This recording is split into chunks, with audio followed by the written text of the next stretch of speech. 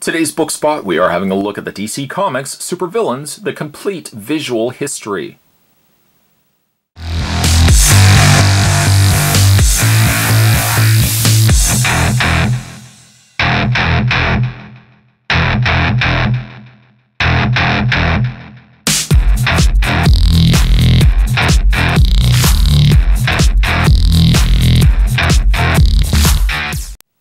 Written by Daniel Wallace, foreword by Kevin Smith, and published from the folks over at Insight Editions. If you know me, you probably know me as I am a big DC fan. I love Marvel, but Spot gravitates a little bit more towards DC than he does with Marvel properties. And the one thing I also really like is encyclopedias and reference books. So to take DC Comics and to take reference books and combine the two to get something like this is a win for me. It's a substantial book too, following the suit of like the DC Comics Encyclopedia that was released a while back as well. This is kind of following the same suit, although looking solely at the supervillains. On the back of the box, or at the back of the book here, just some more phenomenal artwork. Again, only the villains that you would see in the DC Comics universe. Daniel Wallace, by the way, the author, written by Daniel Wallace, is a comic book expert himself. He's written tons of books from like The Jedi Path, Man of Steel, Inside the Legendary World of Superman. He also did DC Comics Year by Year, the Marvel Encyclopedia, which I think probably a lot of people have as their go-to guide on their shelves. So he knows what he's talking about when it comes to comic book characters. I'm not going to go through every single page because a lot of times when Spot does like these book videos for you guys, these book spots, I really want you guys to be able to pick these books up for yourself. And I'm somebody myself that if I'm looking through books like this, I don't want somebody to show me every single page because I want to be able to find some real cool goodies in there myself. So I'll only show you like a couple of the pages, but the inside read-up says, as any comic fan knows, a superhero is nothing but without a worthy foe to battle. For every Batman, there's a supervillain like the Joker, and for every Superman, a Lex Luthor. This deluxe book celebrates nearly 80 years of compellingly corrupt characters. That's a good way to describe them.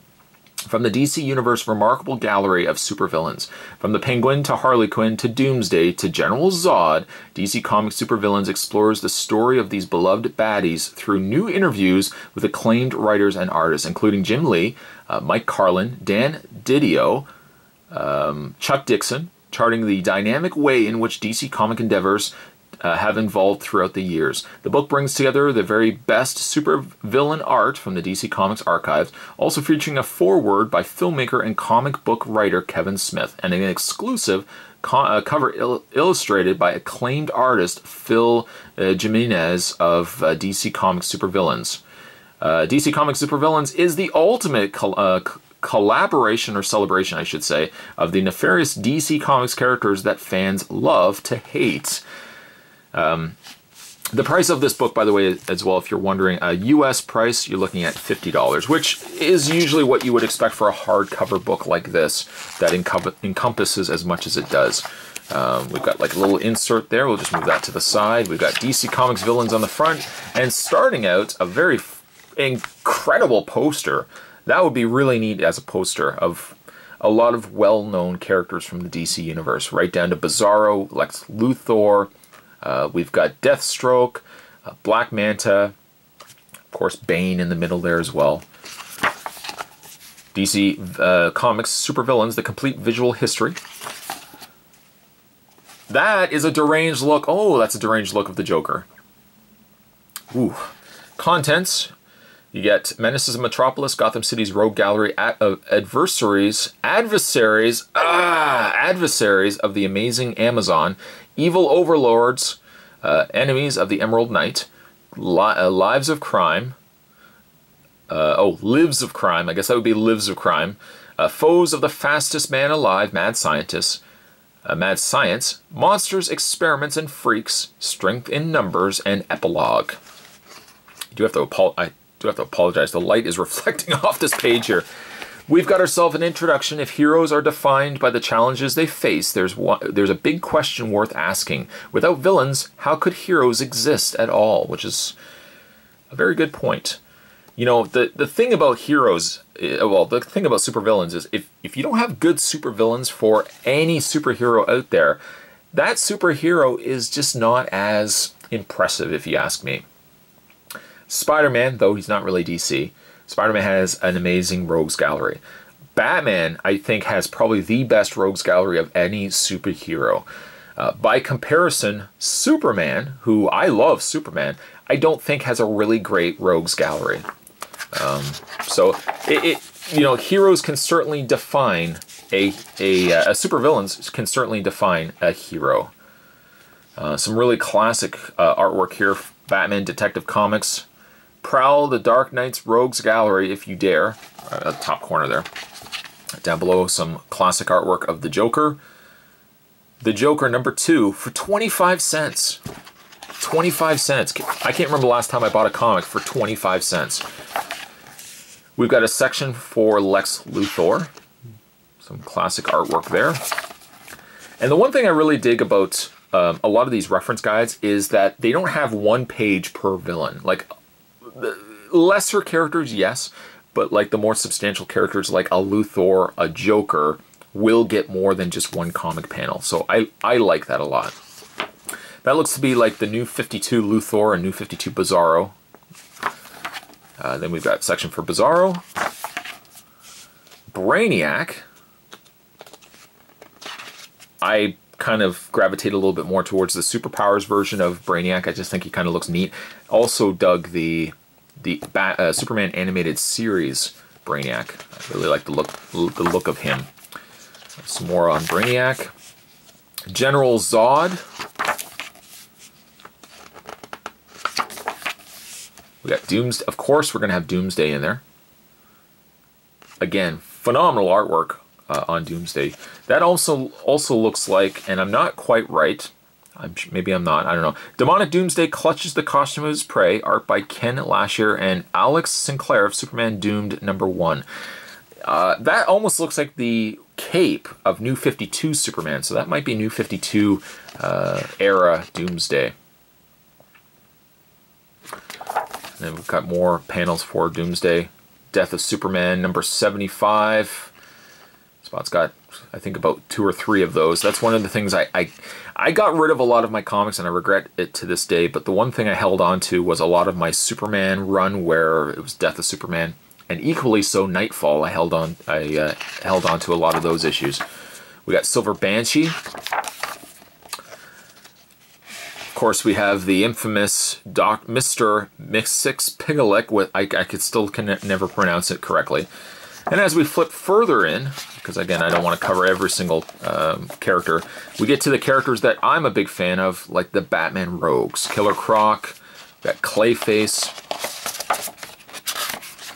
Bane, we got Harley Quinn.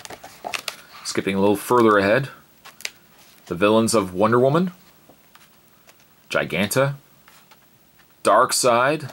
Really like that artwork on Darkseid there.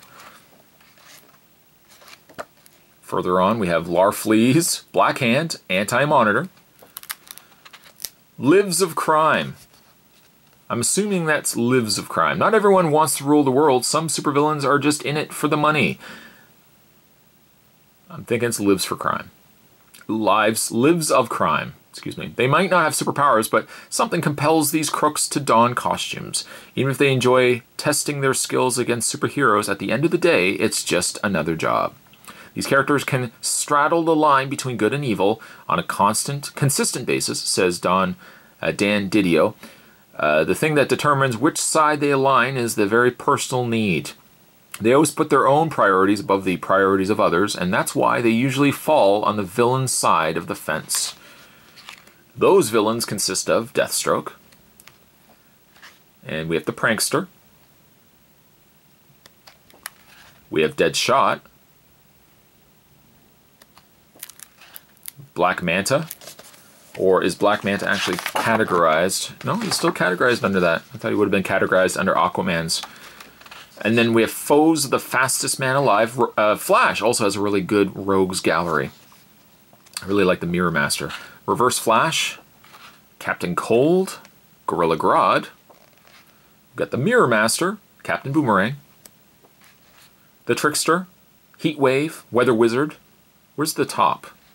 Is the top actually not in here? Let's see the top.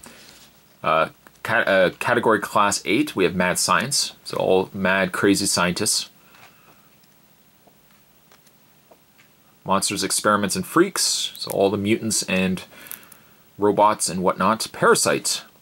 There's a character I actually really like. Parasite for Superman's villains. Complete with Superman's heat vision is temporary acquisition for Parasite. This is Superman Volume 3, number 24, Parasite. Presenting the most dangerous villain Superman has ever faced in the power of the Parasite. He feeds on living energy. He's saying, come on, Superman, fight back. The more energy you use, the faster I can drain your strength into my body. We have Solomon Grundy. Amazo. Ridiculous, but I always like the look. Cyborg Superman. Killer Frost. Chemo. And then we have Strength by Numbers. So these are all groups of villains. Legion of Doom. The Legion of Doom. In Justice League. The Secret Society of Supervillains. And, of course, the Secret Six. It's a good packed visual guide. It doesn't cover it as much as, like, say, you know, the encyclopedias. So, like, the DC Encyclopedia, I find, has a little more characters in it. But I do like the amount of time that they spend on reading up, giving you, like, a summary or background to each of the characters. This is a great accompanying piece that if you've already collected the encyclopedias, I think this is a great addition to your library as well. Today's book spot, we were having a look at DC Comics Supervillains, the complete visual history. These are also available, should be available now in your local bookstores. Also, too, Spots found this himself. If your local bookstores don't have these, you can usually ask them and have them ordered. That's what I do with a lot of books. If they don't have them available, I usually ask if they can order one in. It takes about a week, and then I can go and pick it up. Stay tuned, guys. Spot's going to also have more videos heading your way. So, thanks for watching, as you always do. I'll see you next time.